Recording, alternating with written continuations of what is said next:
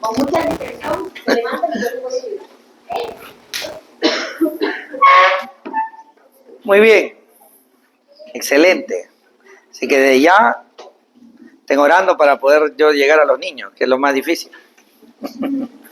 Pero lo importante es que al final la palabra sea tratando con nosotros. Vamos a abrir nuestras Biblias en Mateo capítulo 2.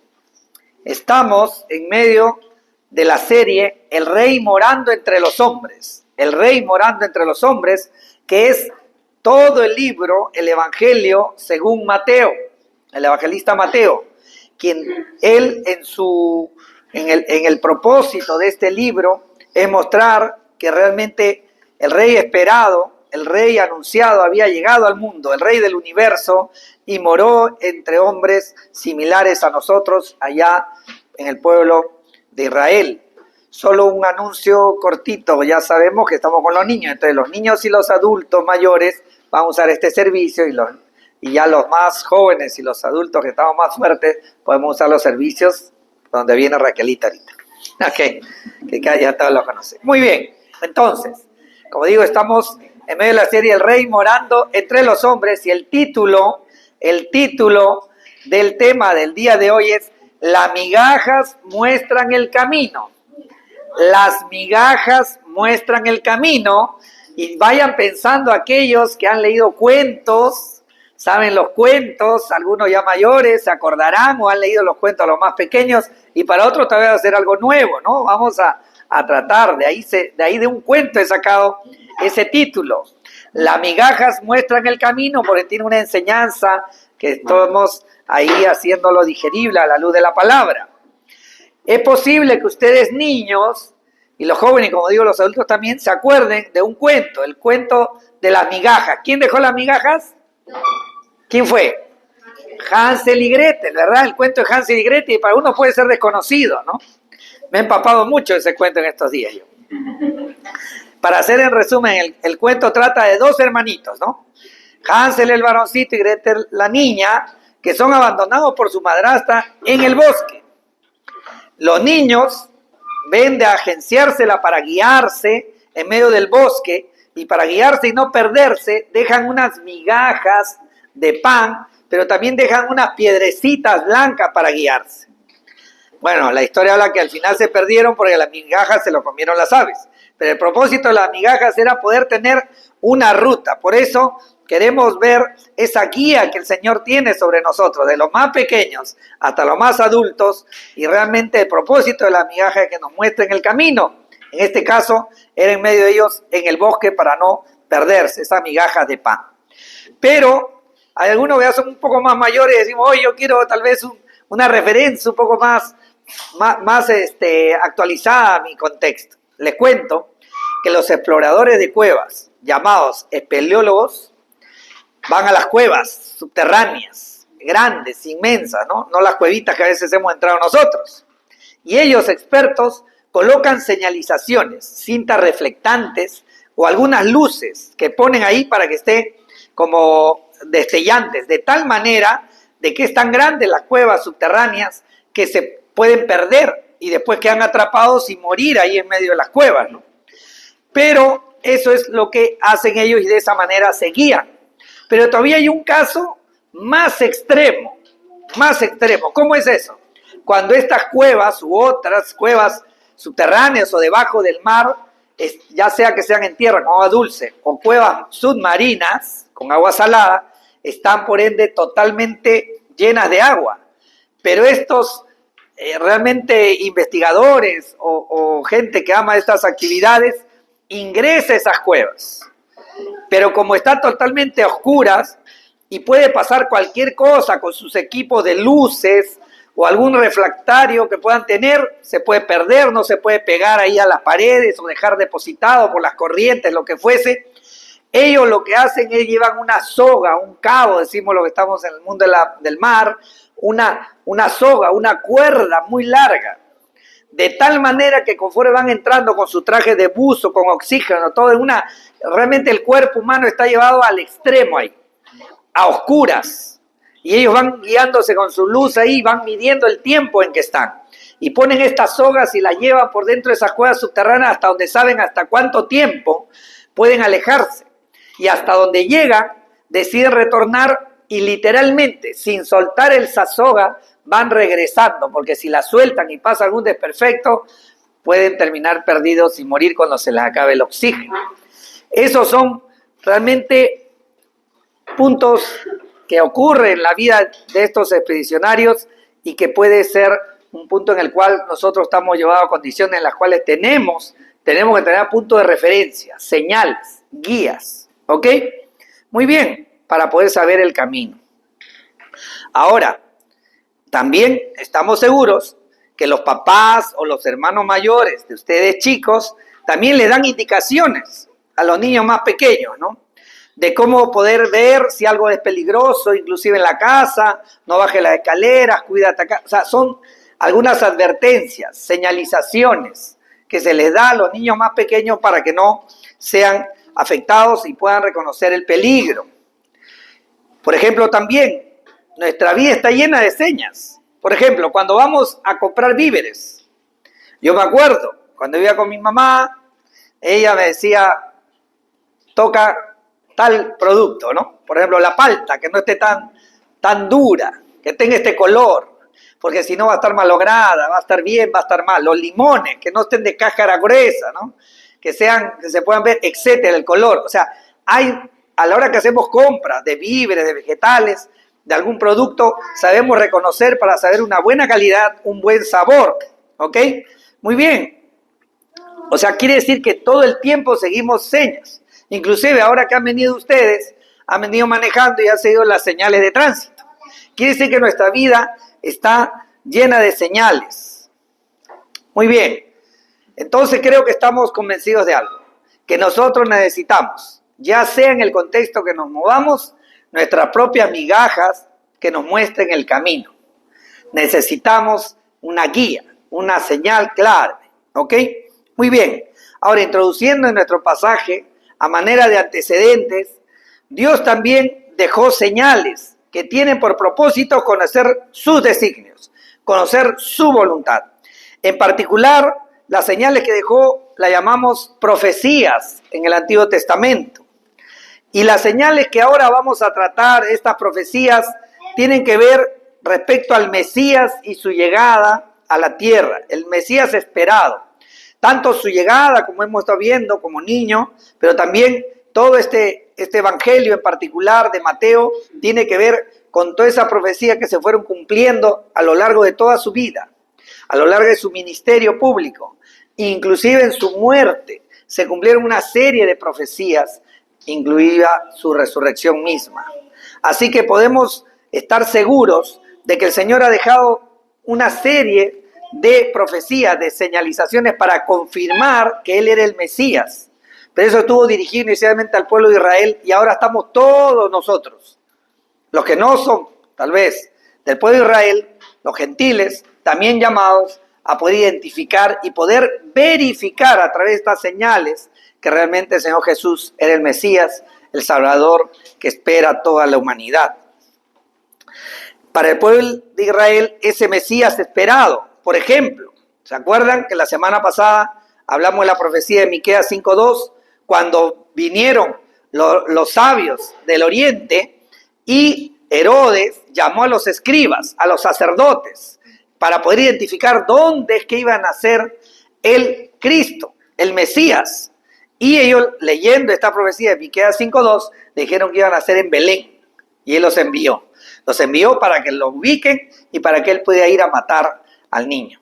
Así fue como nosotros pudimos ver una de esas señales, de esas profecías acerca del niño.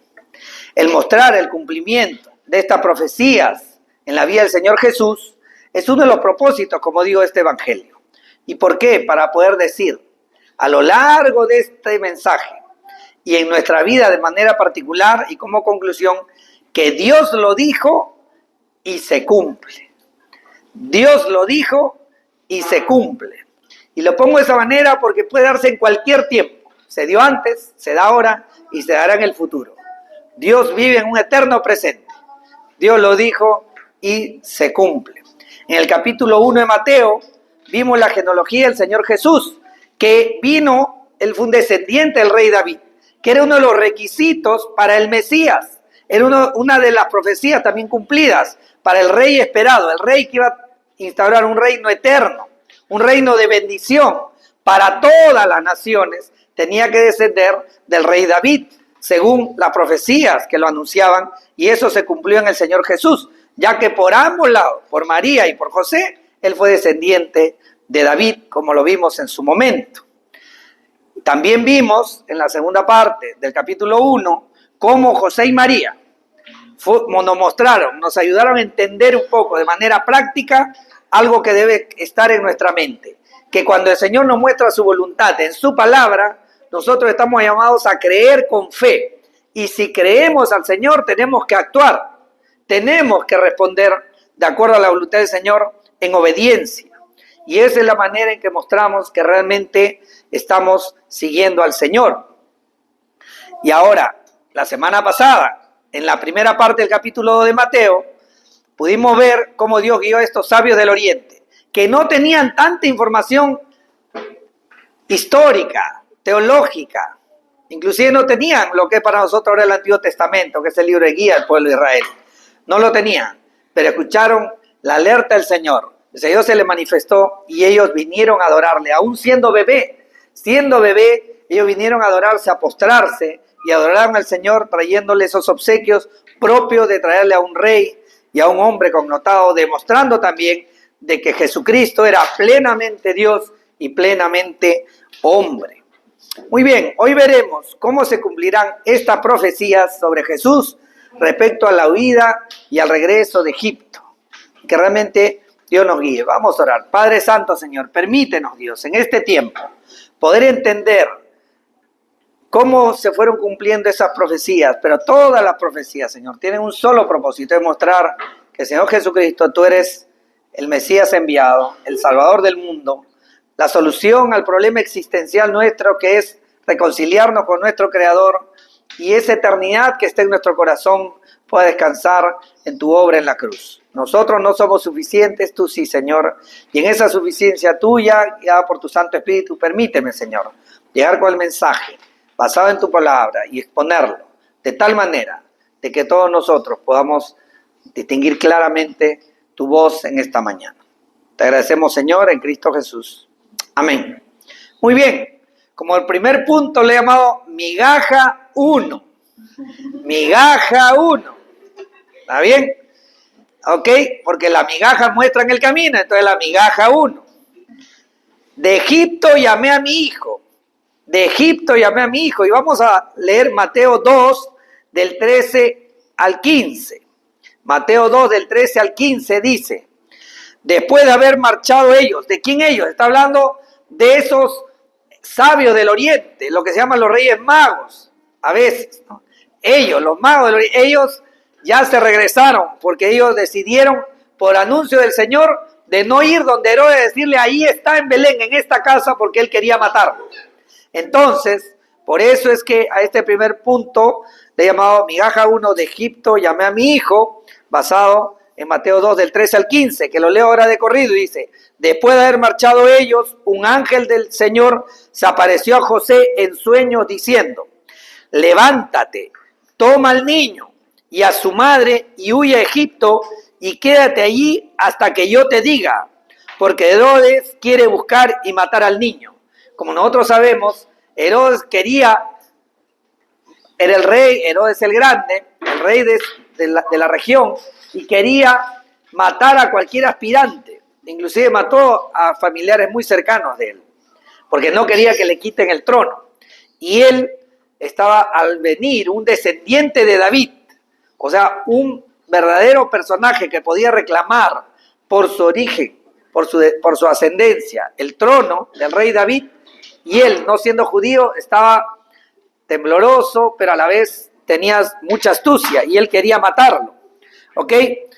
Y José, entonces mire lo que dice el versículo 14 y 15, dice: y levantándose José, tomó de noche al niño y a su madre, o sea María, y se trasladó a Egipto. Estuvo allá hasta la muerte de Herodes, para que se cumpliera lo que el Señor habló por medio del profeta diciendo, de Egipto llamé a mi hijo. Por eso le he puesto el título a migaja 1.1, de Egipto llamé a mi hijo, que es el cumplimiento de esa profecía. En este verso 15 dice, para que se cumpliese lo que el Señor habló por medio del profeta, diciendo, de Egipto llamé a mi hijo. ¿Qué profecía se cumplió acá? Oseas 11.1 dice, cuando Israel era niño, yo lo amé, y de Egipto llamé a mi hijo, en Oseas. Mire, muy interesante esto. Escribió también Moisés, por orden de Dios, en Éxodo 4, 22 y 23, que dice, entonces dirás a Faraón, así dice el Señor, Israel es mi hijo, mi primogénito, y te he dicho, deja ir a mi hijo para que me sirva, pero te has negado a dejarlo ir, por tanto mataré a tu hijo, a tu primogénito. ¿Ok? ¿Se acuerdan que lo mencionamos a la hora de la Santa Cena? Eso es lo que recordaba la Santa Cena, que el pueblo salió de Egipto. Pero acá hay algo bien interesante, que hay que prestar atención, miren, para que entendamos cómo es el comportamiento de las profecías en la Biblia. Y dice, Oseas profetizó entre los años 767 y 686 a.C., en los 700, digamos, ¿está bien? Y los acontecimientos del Éxodo fueron en el 1447 a 1406 a.C., o sea, 700 años antes. En la época del Señor Jesús ya había pasado 700 años de Oseas y 1400 años de el éxodo, de la salida. Pero está hablando afirmaciones similares. Vemos acá como un acontecimiento descrito en el éxodo y los anuncios de Oseas 700 años después. Y uno puede decir esto se está refiriendo a los hechos del Antiguo Testamento. ¿Ok?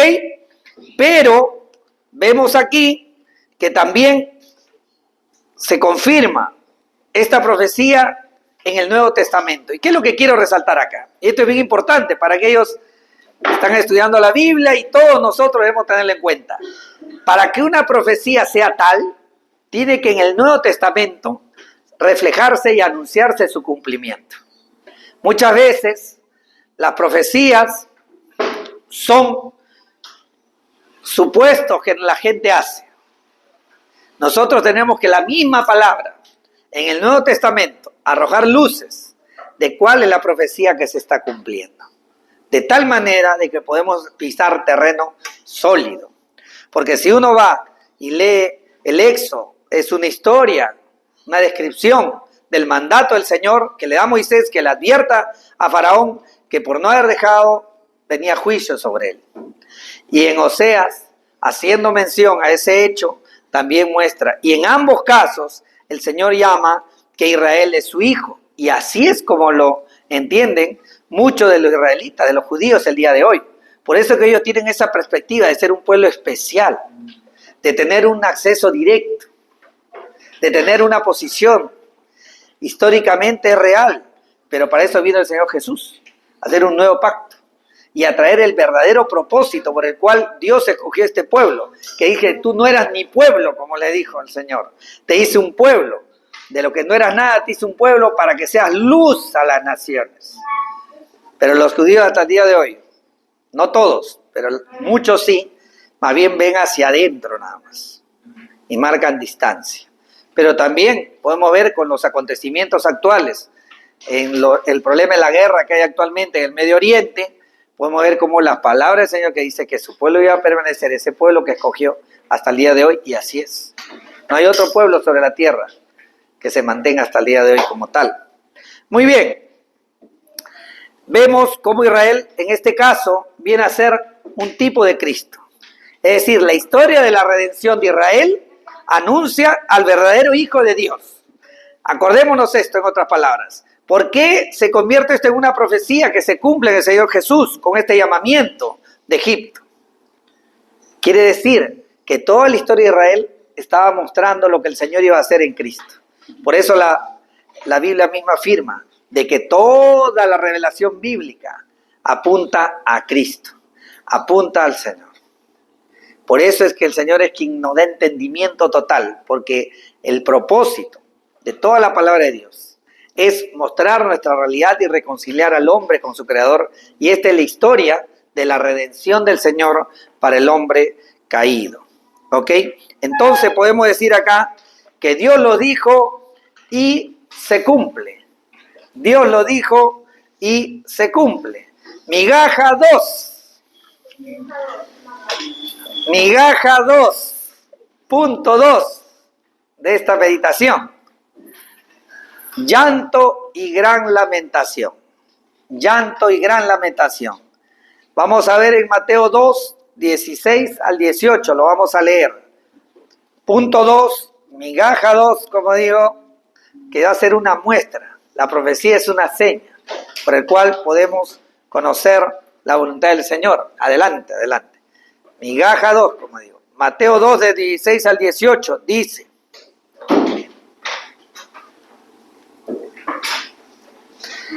Herodes, al verse burlado por los sabios, o sea, quiere decir que los sabios se fueron, como ustedes saben, el Señor se le revela y le dice: no le digan a Herodes que han encontrado al Mesías. Entonces ellos se van por otra ruta.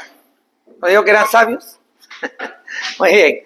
Y ellos dicen, los sabios, se enfureció en gran manera a todos los niños que habían en Belén y en todos sus alrededores, de 2 años para abajo, según el tiempo que había averiguado de los sabios. ¿Qué había averiguado de los sabios? Solo para recordar, les había dicho: ¿cuándo es que tuviste la estrella? La semana pasada había tenido una manifestación particular con ellos, especial, porque dice que esa estrella vino y se posó sobre una casa. Yo no sé si ustedes han visto posarse una estrella sobre una casa. No existe eso porque está muy alto, pero ellos eran expertos en ver los cielos, estaban viendo los cielos. Pero hicimos mención también que eso que parece fantástico, puede pasar algo de ciencia ficción. Durante 40 años, Dios mismo se manifiesta a través, en el día, como una nube cuidando a su pueblo, para que el sol no lo mantenga, pero ahí guiándole. Y en la noche era una columna de fuego. Una columna de fuego, más o menos parecía a lo que se ve el gas ahora que se ha fugado. ¿Han visto esos videos? Así, pero imagínense más. Así. Entonces ya ven una columna de fuego. ¿Ok? Muy bien, ya saben, como una columna de fuego. Entonces, como un gran incendio. Entonces había un gran incendio en los cielos, en las noches, que le daba luz. Pero ¿qué pasaba? Algo interesantísimo, que ya lo explicaremos en su momento para meditar, es hermoso. Cuando se movía la nube en el día o la columna de fuego, a cualquier momento de la noche ellos se movían. Igual, los sabios del Oriente fueron guiados y de repente esa manifestación, no puedo afirmar, pues no dice el texto, habla de una estrella, ellos lo refieren como una estrella, se posa, dice, sobre esa casa. Y ellos entran a la casa. Yo no sé si usted ha visto una estrella, se para una estrella acá y a ver a qué casa entran. ¿No es cierto? Pues bueno, definitivamente una manifestación poderosa, especial del Señor. Y ellos se van, sin duda alguna, huyendo de esto, ¿no? Ok, vamos a leer el texto Mateo 2 del 16 al 18. Punto 2, migaja 2. Llanto y gran lamentación. Herodes, al verse burlado por los sabios, se enfureció en gran manera y mandó matar a todos los niños que habían en Belén y en todos sus alrededores, de 2 años para abajo, según el tiempo que había averiguado de los sabios.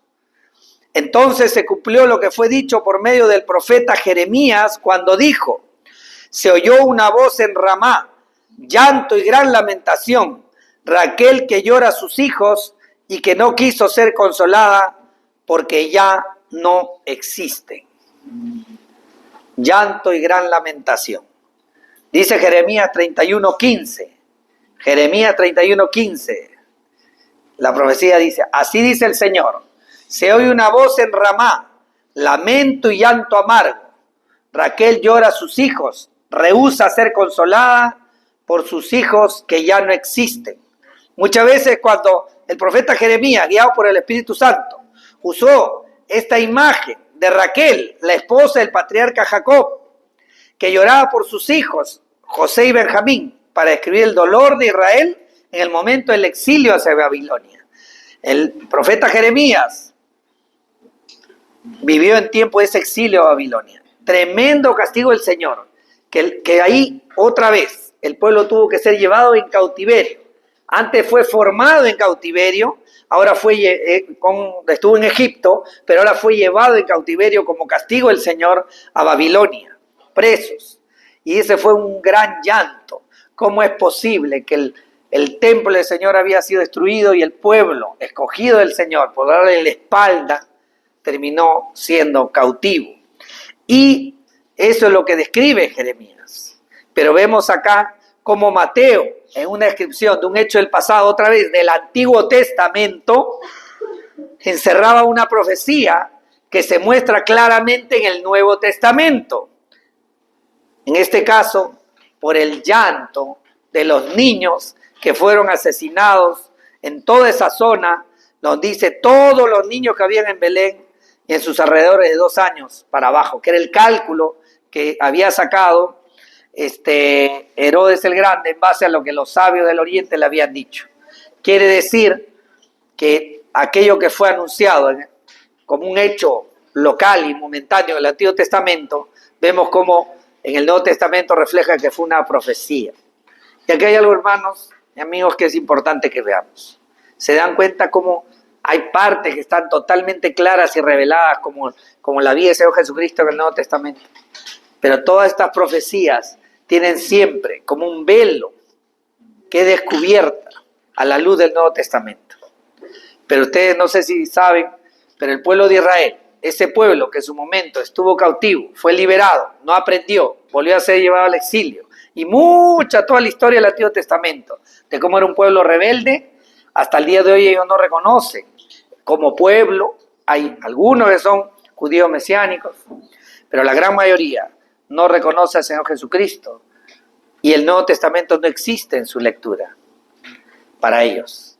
Inclusive hay una serie de historias que no viene al caso, pero el cual lo denigran, lo evitan o sencillamente dan a entender que fue alguien que no siguió la enseñanza fariseica en su momento y se fue, digamos, por la libre, se volvió una secta, una desviación del judaísmo. Entonces ellos tienen un bloqueo. Pero ¿saben qué? Algo que hay que saber también, que el Señor en su sola misericordia, Él obra no solamente en nuestras vidas, que gracias a Dios todos aquellos que vivimos en el mundo gentil, los que no somos judíos, tenemos en nuestra mente, ya tenemos tal cosa, lo otro, como no vivimos de una comunidad, digamos, teocrática, estamos expectantes de qué es lo que tiene la vida para nosotros. Que si vamos a tener hijos, si vamos a tener un carro, si vamos a tener una casa, si vamos a tener esto, dónde viajamos, etc. Y hay un momento en el cual nos damos cuenta que en ello no está nuestra realización. Que si tengo el título, ahora me falta el máster y el doctorado, y etc. Por donde sea que vaya nuestra vida, yo no digo que hay que salir adelante. Nosotros debemos ser los cristianos y todo hombre de bien y mujer de bien, ser esforzados, buenos trabajadores, buenos padres, responsables, ser los más esforzados. Pero ahí no queda toda la existencia humana. El ser humano es completo y Dios nos ha creado así y tenemos espíritu y por tanto también tenemos que ver cuál es la voluntad de nuestro Creador, porque tenemos esa trascendencia en nuestro corazón, esa trascendencia de eternidad que Dios lo ha puesto. Y así es como es bien importante que tengamos en cuenta los asuntos espirituales. Entonces vemos aquí cómo Dios lo dijo en el Antiguo Testamento y se cumple. Dios lo dijo y se cumple. Migaja número 3, o señal número 3, o guía número 3, profecía número 3. Y dice, Él será llamado Nazareno. Él será llamado Nazareno. Mateo 2, del 19 al 23. Y paso a leerlo. Y dice, pero cuando murió Herodes, está hablando de Herodes el Grande, un ángel del Señor se apareció en sueños a José en Egipto, otra vez diciéndole, levántate y toma al niño y a su madre y vete a la tierra de Israel, porque los que atentaban contra la vida del niño han muerto. Aquellos que atentaban contra la vida del niño han muerto. Y levantándose José tomó al niño y a su madre y vino a la tierra de Israel. Pero cuando oyó que Arquelao, el hijo de Herodes el Grande, Herodes Arquelao, reinaba sobre Judea en lugar de su padre Herodes el Grande está hablando acá, tuvo miedo de ir allá y advertido por Dios en sueños, se fue para la región de Galilea. Cuando llegó, vivió en una ciudad llamada Nazaret, para que se cumpliera lo que fue dicho por medio de los profetas. Ya no dice el profeta, él será llamado Nazareno. Él será llamado Nazareno. Muy bien, acá tenemos una tercera profecía y es bueno que entendamos, porque hay un detalle con esta profecía, que no hay un texto específico en el Antiguo Testamento donde diga, él será llamado Nazareno. Entonces acá tenemos un reto hermenéutico, ¿ok? Muy bien, en el verso 22, para comenzar, habla de que estaba ahí, oyó de Arquelao, reinaba en Judea. Este Arquelao era el hijo más cruel de Herodes el Grande. Estaba sobre Judea, donde quería regresar José y María para criar ahí a su hijo, a Jesús. Pero como su padre había muerto, había tomado el reinado de esa porción del reino anterior. Pero él ya había matado a muchos judíos, a varios miles. Ya sea porque él quiso poner en su momento un águila ahí en el templo, se pusieron 2 judíos, lo sacaron y los mató. Pero no quedó ahí. De repente hubo una revuelta. Y él agarró y mató como a 3,000 judíos a quien se le cruzó por delante. No solo a lo que se había revelado. Entonces había temor en el pueblo judío de que tal vez Arquelao podía ir contra ellos. Y el Señor le advirtió por sueños a José que no vayan por ahí. Y en el verso 23 dice, dicho por los profetas, en plural, como digo, y es un mensaje en el cual hace referencia a los profetas, pero en términos generales, como que hay varios que han hecho mención, referencia, en este caso muy general, pero vamos a repasar un verso en particular que nos va a dar luces de qué se trata y cómo es que se cumple. Por eso miren la importancia de cómo el Nuevo Testamento nos permite distinguir las profecías que se van cumpliendo del Antiguo Testamento. Y dice Isaías 53:3, fue despreciado y desechado de los hombres, varón de dolores y experimentado en aflicción, y como uno de quien los hombres esconden el rostro, fue despreciado y no lo estimamos. Y ahora miren lo que dice, lo que pasó en la vida del Señor Jesús. En Juan 1:46 dice, y Natanael le dijo, ¿puede algo bueno salir de Nazaret? Cuando le hablaron del Señor Jesús, ¿puede algo bueno salir de Nazaret? Yo no sé, voy a hacer una referencia ahora. Oye, miren, he visto una persona especial, muy ordenada, muy caballerosa, digamos, una persona de voluntad, de bien. ¿De dónde vive? En los barracones. Algo bueno saldrá de los barracones. ¿Me entienden? ¿Qué tenemos nosotros en los barracones? Una idea de que ahí la gente no es buena. ¿Me entienden? Ya creo que tenemos una referencia. Nosotros aquí. Igual se puede decir de algún sitio en particular, ¿no? Que lo que fuese. Se me está ocurriendo otra cosa, pero no los quiero distraer. Lo que sí es importante es que podemos ver que de Nazaret no se esperaba nada bueno. Entonces cuando dicen que ha venido un maestro, alguien que hace milagros, alguien que hacía portentos, este varón, Natanael, que se me revela para pronunciarlo, dice, ¿puede algo bueno salir de Nazaret? Y eso muestra de cómo Nazaret era visto, tenía mala reputación. Y es algo que el Señor Jesús fue lamentablemente amenazado muchas veces de tener una mala reputación.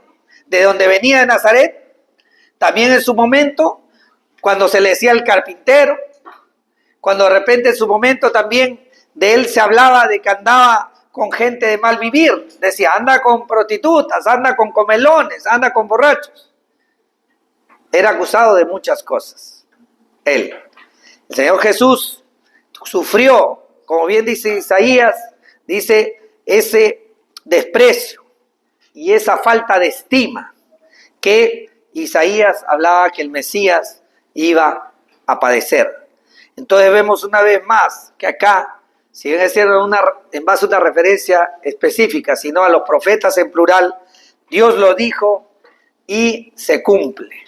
Hemos visto 3 migajas, 3 profecías, 3 referencias, 3 guías que nos permiten entender a la luz de del verso 13 al 23 de el segundo capítulo de Mateo, de cómo el Señor dejó señales claras, revelaciones claras, profecías claras de quién era el Señor Jesús. Podríamos concluir y aplicar y tal vez ya terminar el sermón ahí, diciendo nada más que Dios lo dijo y se cumple, pero no va a terminar ahí. Vamos a sacar dos conclusiones y aplicaciones para nuestras vidas el día de hoy. Pueden haber muchas más que seguramente el Señor los pueda guiar a ustedes a sacar. Pero hay dos que quiero resaltar en esta mañana. La primera es que estas profecías nos llevan al Señor Jesús y a ver que Él es el Salvador, el Mesías enviado por Dios el Padre, porque el Señor había anunciado de que iba a redimir a su pueblo y también había anunciado de que iba a ser bendición a las naciones y que tenía un propósito, y sabemos nosotros y lo hemos visto en su momento que esto estuvo anunciado desde el Génesis. Cuando el hombre peca, en ese mismo instante Dios le dice que alguien nacido de mujer iba a herir en la cabeza a la serpiente antigua, Satanás, y que él le iba a herir en el talón, haciendo referencia, todavía de manera media leve, pero ya haciendo referencia a que el Señor en su misericordia no iba a dejar a la criatura que estaba en referencia a su imagen y a su semejanza. Acordémonos que el Señor nos creó a su imagen y su semejanza, y esa es la grandeza del ser humano. Nuestra referencia y por ende nosotros, nuestra realización plena está solo en función al Señor y podamos vivir de esa manera plenos y realizados. ¿Ok? Muy bien. ¿Y de qué habla de este mensaje de salvación? Habla de una realidad concreta. Dios nos creó, nosotros somos sus criaturas, hechas a su imagen y semejanza. Nos creó para tener una relación estrecha con Él, como lo podemos ver en el Génesis, pero entró el pecado al mundo por la rebeldía, por la desobediencia, por no creer la palabra de Dios, por Adán y Eva, por caer en la tentación de Satanás. Y ante esa situación Dios se provee de un plan para poder redimir al hombre. Y ese plan que fue desarrollado por todo el Antiguo Testamento es anunciado en el Mesías, que es nuestro Señor Jesucristo, quien siendo Dios, la segunda persona de la Trinidad, se hizo hombre, como un niño ahí en ese pesebre que lo hemos celebrado hace poco en Navidad, y lo hemos estado viendo en las semanas anteriores. Si un niño vivió, como estamos viendo, fue llevado por sus padres, tenía necesidades como cualquier niño, pero era, si es cierto, plenamente humano, pero también era plenamente Dios. Y Él, sin duda alguna, Él llevó una vida en santidad, algo que veo, y eso realmente trae alegría a mi corazón por la misericordia de Dios, de que actualmente el pueblo judío está haciendo investigaciones ya con información más verídica, con historiadores, que si realmente las historias que se hablan acerca del Señor Jesús, del Jesús histórico, digamos así como lo llaman ellos, de ese personaje, realmente si las historias son verídicas y están llegando a una conclusión en particular, que no le encuentran ninguna falta contra la ley. Él cumplió plenamente la ley judía. Él hizo lo que ningún otro judío hizo. Que tanto así, que cuando los fariseos y los escribas venían a acusarlo, él manifestaba no solamente el cumplimiento de la ley en sí, sino el espíritu de la ley. En otras palabras, no solamente vivir de una apariencia, de una religiosidad, sino realmente estar en comunión con Dios y de ser realmente aprobado por Dios. Y él vivió en santidad, sin pecado, en medio de los hombres, el rey viviendo entre los hombres. Y él, en esta vida inocente, pero con propósito, él mismo puso su vida yendo a la cruz, porque ahí fue la obra máxima de toda su vida. Él ya, su misma gloria como Dios, estuvo opacada por esa naturaleza humana. Pero él va a esa cruz, ¿para qué? Para que como hombre muera, pero resucite venciendo a Satanás, venciendo el pecado, venciendo a la muerte, de tal manera de que pueda de ahí en adelante y todo lo que hemos recibido salvación en Cristo, ¿de qué hablamos? Estamos hablando de ese llamado que hace a Dios, a nuestros corazones, pasando por el entendimiento de la palabra de Dios. ¿De qué? De que Cristo vino al mundo por el propósito de morir y poder en esa cruz llevar, como siempre digo, y hago referencia porque ese es lo mejor que uno puede hacer cuando si estás en un juicio, ¿no? En un juicio te van a acusar de varias cosas. Si tú fueses el acusado, si yo fuese el acusado, voy a ser yo el acusado. Entonces estoy en un juicio y me acusan de X cosas. Si hablamos de pecado, probablemente salga un rollo muy largo. Pero no importa, porque el Señor dice que esa acta que me acusaba a mí, que te acusa a ti, dice que Él la llevó en la cruz. De tal manera que a todos los que llama para salvación, está diciendo, yo te hago un intercambio. Yo te doy mi santidad, mi justicia, una vida que se agrada a Dios, y yo llevo tu pecado, toda esa acta que te acusa, ahí en la cruz. De tal manera que con la muerte de Jesucristo, con mi muerte, dice el Señor Jesús, yo cancelo tu deuda que ofendiste a la santidad de Dios. ¿Cuál es? No dice qué tremenda oferta. Todos la queremos. La podemos querer en nuestra mente. Pero realmente lo creemos en nuestro corazón. Hay solo una manera de acercarse al Señor, que es en arrepentimiento. ¿Qué significa eso? El arrepentimiento genuino es que si yo estuviese otra vez en esa circunstancia y cometer ese pecado, sabiendo la gravedad, que no hay solución para ese pecado, que es ofender a Dios en su santidad, con lo que sea que hayamos hecho, pero la paga de ese pecado solo puede pagarse con la muerte. Y saber que si un pecado mío fue suficiente para llevar a Cristo, para que Él pueda hacer ese intercambio conmigo. Ese es arrepentimiento, saber, Señor, si yo estuviese en esa circunstancia, no lo haría, no pensaría, no hablaría. Pero ahí no queda la cosa. La otra cara de esa moneda del arrepentimiento es la fe. Y la fe es creer. Y la fe de creer realmente es como la fe de ese mendigo que está en la calle y percibe que alguien está pasando. Y extiende su mano sin merecer nada, diciendo, yo creo que puedo recibir algo. Tenemos que tomar acción y decir, yo creo. Porque nosotros no nos merecemos, no tenemos ningún derecho. Nosotros no hemos muerto en la cruz. Y extendemos nuestro corazón diciendo, Señor Jesús, me arrepiento y creo. Como esa mujer que tenía flujo de sangre y decía, si yo lo toco, sé que me puedo sanar. Si yo recibo la obra de Cristo en fe, Él puede limpiarme de mi pecado y reconciliarme con mi Creador, y el propósito de mi vida se realiza nuevamente, se enrumba, y ahora soy adoptado hijo de Dios. Ese es el Evangelio. Ese es el Evangelio. Y podemos ver también, si vamos, por ejemplo, hay otra arista, hermanos. Muchas veces nosotros hemos escuchado el Evangelio. Si vamos a Marcos 11, hemos escuchado lo que se llama vivir en el Evangelio. Es algo que ha sido olvidado hasta por centurias en medio de la iglesia, creyendo que el Evangelio es solamente un acto, levantar una mano, pasar adelante, repetir una oración.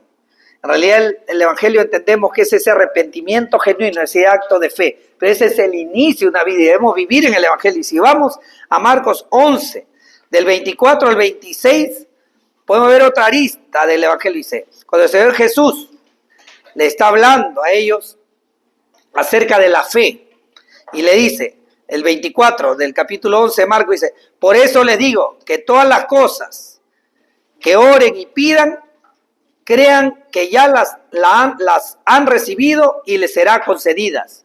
Y cuando estén orando, perdonen si tienen algo contra alguien, para que también su Padre que esté en los cielos le perdone a ustedes sus transgresiones. Pero si ustedes no perdonan, tampoco su Padre que esté en los cielos perdonará su transgresión. Está hablando alguien que ya conoció a Cristo. Ya conoció a Cristo, ya recibió esa salvación. Y ahora está entrando y dice, Señor, yo entro delante de ti en el nombre de Jesucristo a pedirte por algo. Y si dice que el Señor en ese momento trae a nuestra mente que no hemos perdonado a alguien, pues tengamos bien claro de que también, tal como hemos sido perdonados, debemos perdonar. Entonces, en ese momento, perdonemos para que nuestras oraciones lleguen al cielo y nuestro pecado por el cual venimos a confesar en ese momento, o a pedir que sea un acto de misericordia de Dios para con nuestra vida o para con alguien, tenga libre acceso al Señor. Muchas veces hemos dicho que no recibimos porque no pedimos, porque no tenemos fe. Pero a veces también no vemos la mano de Dios en nuestra vida porque no perdonamos. Yo no sé si tienes que perdonar tal vez aquello, todos somos hijos de alguien. A nuestros padres. Tal vez a un padre o a una madre. Pero si hay eso en tu corazón, te animo, hermano, hermana, a que disfrutes también del milagro del Evangelio, que es poder perdonar para que pueda recibir el perdón del Señor. Tal vez es un esposo, una esposa, un hijo, una hija, un hermano. Tal vez es una expectativa. ¿Y saben qué pasa? También tenemos que perdonar a los que nos han ofendido, como dice acá. De tal manera dice, y cuando estén orando, perdonen si tienen algo contra alguien, para que también su Padre que esté en los cielos le perdone a ustedes sus transgresiones. Yo no sé si alguien de nosotros pueda presentarse, tal vez un sábado, terminando el día diciendo mañana, por eso siempre pongo en el chat, mañana es día del Señor. Puede decir, Señor, mira, ha pasado 7 días y no he pecado contra ti en nada. Si hay alguien que puede decir eso, que me cuente el secreto. De verdad. Quiere decir que nosotros, como andamos por esta tierra de polvo y de pecado, y a veces tenemos pensamiento, acción o cosas que salen de nuestra boca, entonces debemos nosotros presentarnos al Señor y también decir, Señor, yo perdono a los que me hayan ofendido. Ya sea un pecado histórico, que a veces nos estorba, ya sea un pecado reciente, o lo que fuese que está estorbando nuestra comunión con el Señor.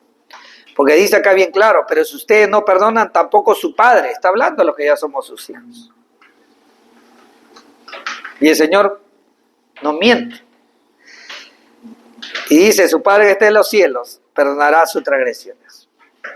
Cada vez que vea alguna arista del Evangelio que podamos aplicar en nuestra vida, Dios me permita poderle traer, porque en el Evangelio debemos vivir, y eso es algo que debemos tener en cuenta. Muy bien, ahora, como segunda conclusión y su correspondiente aplicación, con eso vamos terminando, podemos decir que en nuestra vida, aquellos que ya somos hijos adoptivos de Dios, como dice Efesios 1, del 4 al 5, lo pueden leer después, porque hemos sido, dice, adoptados en Cristo. Y lo voy a leer, Efesios 1, del 4 al 5, lo voy a leer, porque realmente es un texto muy pertinente. Efesios 1 del 4 al 5. Efesios capítulo 1 del 4 al 5 dice, porque Dios nos escogió en Cristo antes de la fundación del mundo para que fuéramos santos y sin mancha delante de Él. En amor nos predestinó para adopción como hijos para sí mediante Jesucristo, conforme a la buena intención de su voluntad. Entonces, cuando yo digo que somos hijos de Dios, no es que me crea mejor o peor que nadie. Es Él quien escoge y llama. Dice antes de la fundación del mundo, para que no pensemos que tenemos algún mérito para presentarnos delante de Dios, porque todos nosotros acá nos consideramos buenas personas. Pero si el Señor nos escogió antes de la fundación del mundo, creo que no hay nada que hayamos hecho que merezca algo, sino que aún sin haber existido. Pero Él, como es atemporal, Él no está sujeto por el tiempo, sabe de nuestra existencia, porque Él decidió nuestra existencia. Y ahí nos llamó antes de la fundación del mundo. Entonces, estamos llamados a seguir las guías, esas migajas, como si fuésemos niños, como los niños que están con nosotros hoy día. Pero si pensamos, ay, qué lindo, cuando yo sea, y sabemos, ¿no? El Señor Jesús dijo que debemos ser como niños, con esa inocencia. Pero otros decimos, qué pena, ya pasaron los años. Pero si pensamos, como escrito acá, que los retos que enfrentamos en la vida son muchos más difíciles, entonces, así como un niño que podría ser guiado en un bosque por las migajas, por unas piedrecitas, mejor las piedras, ¿no? Porque las migajas se las llevaron los aves. Nosotros, los jóvenes y adultos, como si estuviésemos en una cueva, necesitamos cintas reflectantes y señales de luces. ¿Se acuerdan? En una cueva inhóspita y grande. ¿Qué hacen? los expertos van y ponen cintas reflectantes y señales de luces. Dice el Salmo 119, 105. Lámpara es a mis pies tu palabra y luz a mi camino. El Señor en esos tiempos duros, difíciles que a veces enfrentamos, sin duda alguna, ha dejado su palabra para que sea, dice, luz a nuestro camino, lámpara, esas señales, esas luces reflectantes, esas luces que dejan ahí los que se están en retos, pero dices, pero tú no sabes lo que yo estoy pasando. Si tus dificultades son graves o a veces enfrentamos situaciones graves en las cuales no sabemos qué ruta seguir, qué rumbo. Es como si fuera una cueva a oscuras y llena de agua, con la que hemos descrito al inicio, totalmente inundada, donde está todo a oscuras y realmente todo nos sobrepasa. No sé si te ha pasado, en alguna circunstancia yo he estado ahí también en mi vida. Entonces necesitamos también estar cogidos de una guía, como esos que están ahí en una cueva profunda. Aquellos que están en una cueva profunda, inundada, con buzos, no agarran y dicen, ya voy a seguir las luces sueltas, ni las migajas de pan o las piedras en un bosque, sino ellos tienen una guía, una soga, de la cual no se sueltan, porque de eso depende sus vidas y poder salir adelante.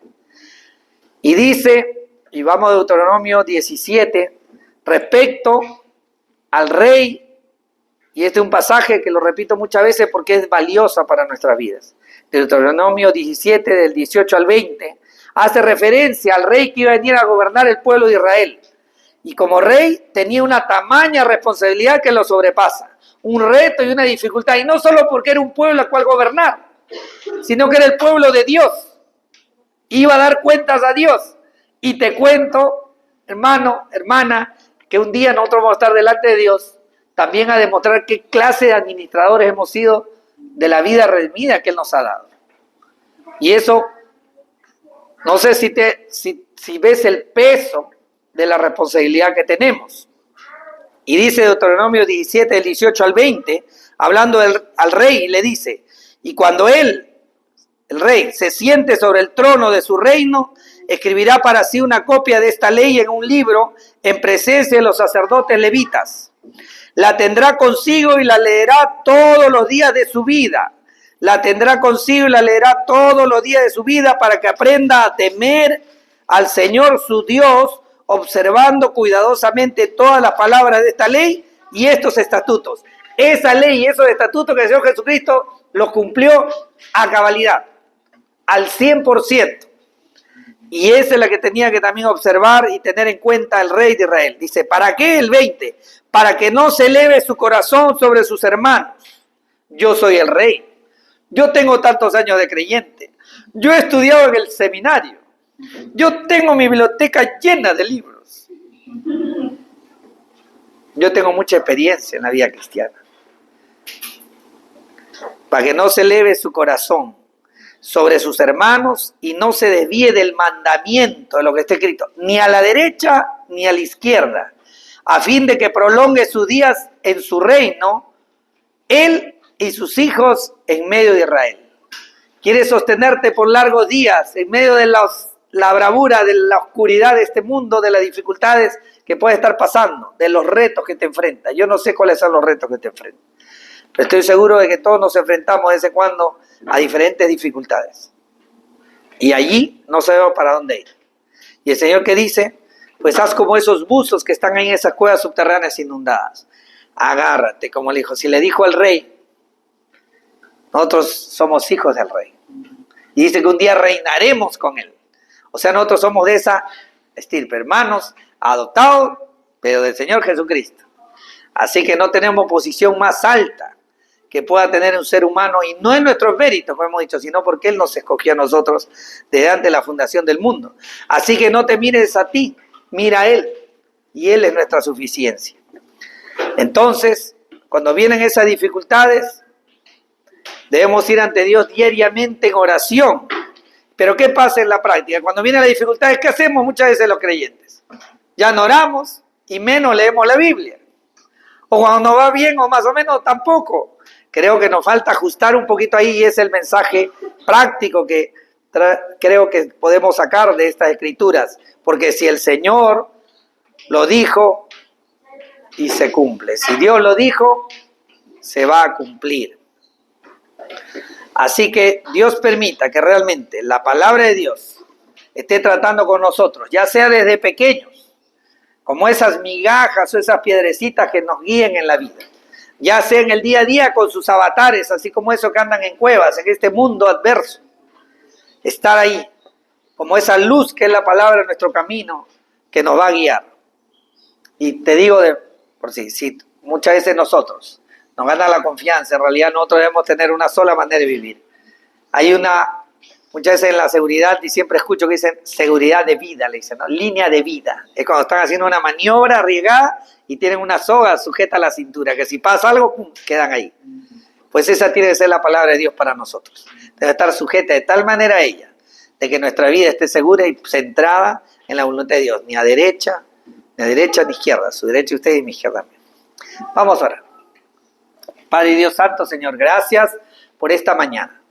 Gracias, Señor, porque podemos ver en estas señales, Señor, en estas profecías, en estas verdades que tal vez para algunos están ocultos, pero en tu misericordia, a la luz del Nuevo Testamento, Señor, arrojan luces sobre el Antiguo Testamento y podemos ver, en base a tu palabra, Señor, escrita, como Mateo, guiado por el Espíritu Santo, Señor, vio que las profecías acerca de tu Hijo Jesucristo, nuestro Salvador, se estaban cumpliendo.